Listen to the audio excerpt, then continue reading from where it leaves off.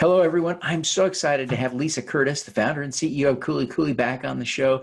She's an extraordinary social entrepreneur, working at so many different social impacts with one novel new product. Stick around. You don't want to miss this episode. Welcome to the Your Mark on the World show with your champion of social good, Devin D. Thorpe. This episode is made possible via the support of our sponsors, including Johnson & Johnson's Caring Crowd.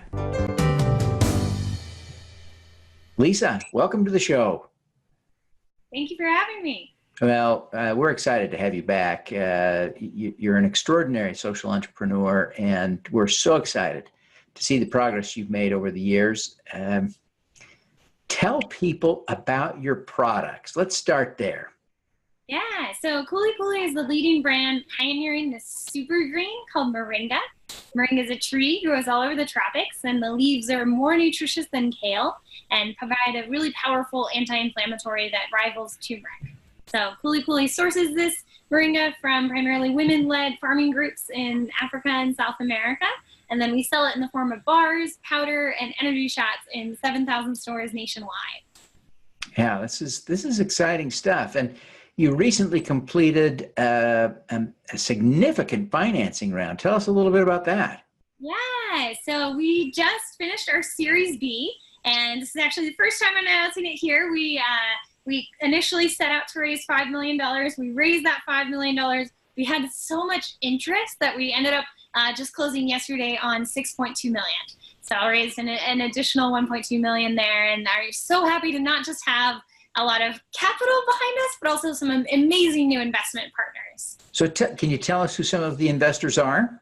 Yes, so one of them you've probably heard of, the Kellogg Company. So Kellogg's 1894 Capital, which is their venture capital firm. Also Griffith Foods, who you may not know, they're a multi-billion-dollar company in the ingredient and food product development space.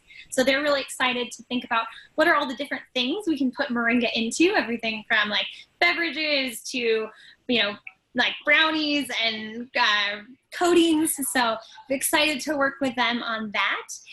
And then have some other investment folks as well. And one of the things we're really proud of is that of the new investors, actually the majority were minority women or minority investors. So have a bit of diversity on our cap table as well, which is something we really value as a company. Oh, yeah. Well, congratulations. It sounds like you put together a great syndicate for this round. Congratulations. Congratulations. So, Lisa, as you grow, one of the challenges must be finding more properly cultivated moringa around the world. Some of it, you must need more and more all the time. Talk to us a little bit about that supply chain. We need increasingly more all the time. So the interesting thing about moringa is it's so easy to grow. It's literally you take this seed, you throw it in the ground, it grows like a weed. It's kind of like the kale of the tropics. But it's difficult to process and difficult to process correctly. So it's a low acid plant, meaning it doesn't fight off bacteria on its own. So you actually have to really be careful in how you process it.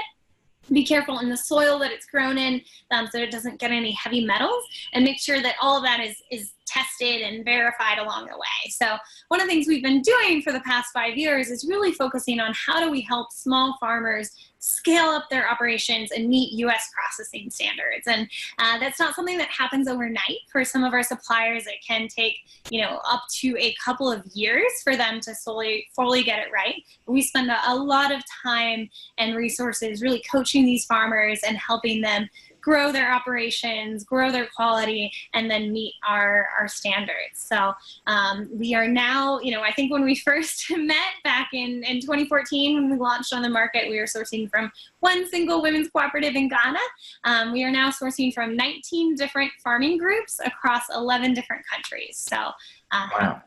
Tremendously. Now, it seems to me that most of your moringa comes from Africa, but you're also getting some from Haiti. Is that right? We are, yeah. So we've been working with some groups in Haiti, also working with a few groups in South America and Southeast Asia. So we are still very focused on the African continent. That is, where the idea from Kuli Kuli started. That is where we find some of our highest impact and highest quality suppliers, but also sourcing from, now around the world. You talked about how fast moringa grows. How long does it take for a planted seed to start bearing fruit that you can harvest?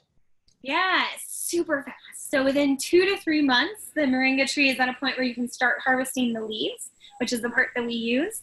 And then every 2 months after that, you can harvest it again. So it is truly a regenerative crop in the sense you're not cutting down the trees, you're just harvesting the leaves grow back, it doesn't hurt the tree at all.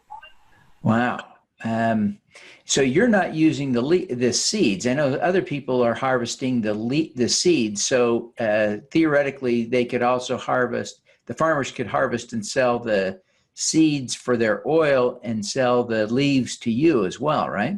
Exactly. Yeah. So all parts of the moringa tree are edible and useful in different ways. So the seeds produce a really amazing oil that some of our partners actually do sell that oil separately, and we've been helping them sell that.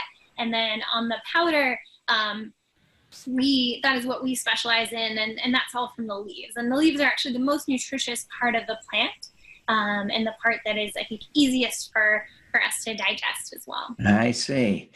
So there is a carbon sequestration aspect to moringa and some of the planting. Why don't you address that for us? Yeah, so cool thing about moringa is it is a tree. So every product we sell helps us plant more trees. And we, continue to plant them in a way that is very cognizant of land use and sustainability. And you don't clear any fields to plant more trees, but really integrating them with the environment.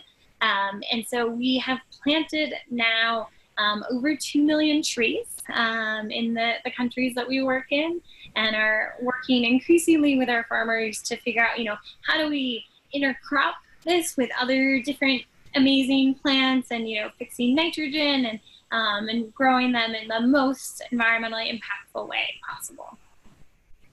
Wow, they probably do play a role in reforestation and the margins of deserts in Africa and all kinds of things, don't they? They do, yeah. And yes, so moringa is great at holding in the soil. It has very deep roots. So one of the initiatives we did a couple years ago was partnering with the Clinton Foundation in Haiti to help reforest Haiti with moringa trees.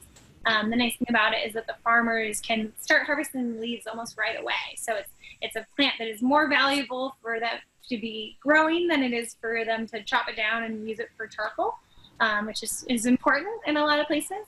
And it does grow really fast and stores up quite a bit of carbon as well. So yeah, acting as a windbreak, as reforestation, and then also storing the carbon. Yeah, boy, this is a really powerful thing. Now, where can people buy it? You say it's in 7,000 stores. Give us a sense of how consumers can track down your products. Yeah, so we're everywhere from Whole Foods to Safeway to Costco to CVS. You can go on our website, kulikulifoods.com, KULIKULIFOODS. And there we have a store locator where you can find the nearest store. You can also buy it on our own website and on Amazon as well. And if you like it, please give us a positive review. We're looking to build up our Amazon reviews. Excellent, excellent. Well, you've been at this for a while. You mentioned it was 2014 when you were just getting started that you and I met. So you've been at this for 5 years. What are you most proud of having accomplished?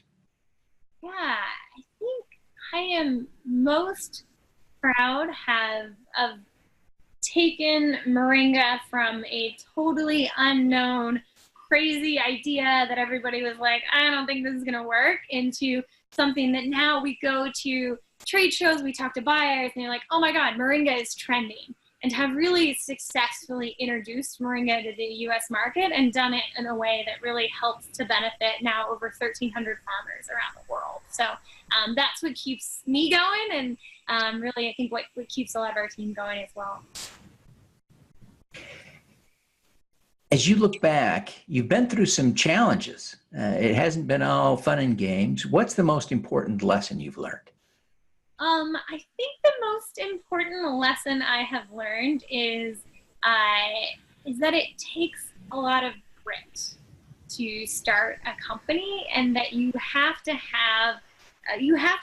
be so passionate about what you're doing that the sort of like constant rejections and hurdles and challenges you see as roadblocks and not showstoppers, because I think that is one of the big challenges, and that you can find other people like you, people who are, as driven and ambitious and passionate and want to be on that journey with you, and really build a team of folks around you who are ready to take on the impossible. Because tell you, 5 years ago, most people said it was impossible to do what we're doing now. That's fantastic. Well, Lisa, as you reflect back on the beginnings, why did you want to tackle this? I look at it and I say, well, congratulations, you've been successful, but how on earth could you have guessed that you could overcome all the challenges? Why would you want to try?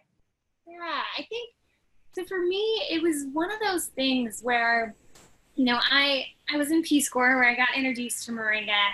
And the longer story that you don't see on our website is that I had been working there for 7 months, working with Moringa, helping to introduce it locally and helping to sell it locally. And then there was a terrorist attack and got forced to come back to the U.S. unexpectedly early. And that, for me, it felt like unfinished business. And it felt like I had been given so much in that community and had never gotten a chance to give back in any real way. And I just found the idea that here's one of the most nutritious plants in the world that grows in one of the, in many of the countries with the highest rates of malnutrition, the highest rates of poverty, and it's just vastly underutilized. And I thought, if I can make even a very small dent in helping to combat these twin epidemics of obesity and malnutrition, that would be something worth devoting my life to. So it hasn't always been easy. There's a lot of challenges, and I think I've learned a lot over the past 5 years, and I'm learning every day. But it's worth it. Fantastic. Lisa, what is your superpower? Sleeping on planes. I